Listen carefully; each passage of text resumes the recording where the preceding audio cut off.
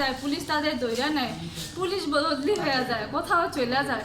আমরা স্থানীয় গ্রাম্য থাইকা অনেক শত্রু হইয়া অনেক শত্রুতা আমাদের ভাবে আক্রমণ করে, অনেকভাবে অত্যাচার করে। এটার জন্য কোনো পুলিশও প্রতিবাদ করে না, ওই আইনটাও নেয় না। এটাই সরকারের কাছে আমাদের বিগত অনুরোধ। এবং যদি এতটুকু মায়া লাগে, ওরা তো একটু দারিদ্র কর্মচারী দেখি সরকারি পোশাকটা দিচ্ছে, সরকারি মানটা রাখুক, আমাদের নামটা রাখুক। এটাই সকল কর্মচারী এবং মহাদয় সরকারের কাছে অকুল আবেদন, আমার অনুরোধ, যদি মায়া লাগে দয়া লাগে গ্রাম পুলিশের তাকায়া এতটুকুই অনুরোধ করব।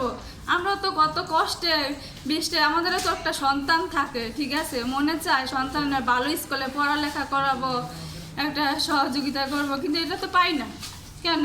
কোনো স্কুলে দিতে গেলে তোমরা সরকারি চাকরি করো, ঠিক আছে, এত বেতন কমায় যদি কই স্যার 500 টাকা কম নেন, তোমরা আরও বেশি দিবা। তুমি সরকারি চাকরি করো, তো নামে তো সরকারি, কামে তো দেন না বেতনটা ওরকম।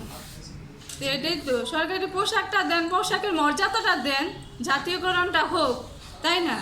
পুলিশরা থানায় বসা তারা আসামি, ওই যে গ্রাম পুলিশে দিয়া তথ্য খোঁজে, তথ্য পায়, অথচ কোনো গ্রামে কিছু আসামি ধরতে গেলে আসামি পক্ষ থেকে পকেটেও টাকা যায় তাদের, আর কোন দিয়ে টাকা খরচ করে আমরা।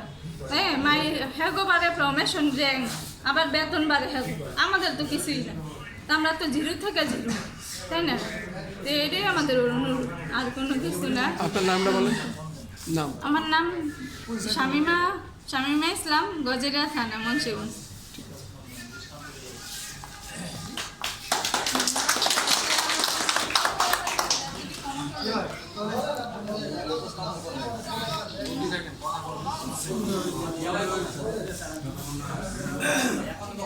ধন্যবাদ আপনাকে।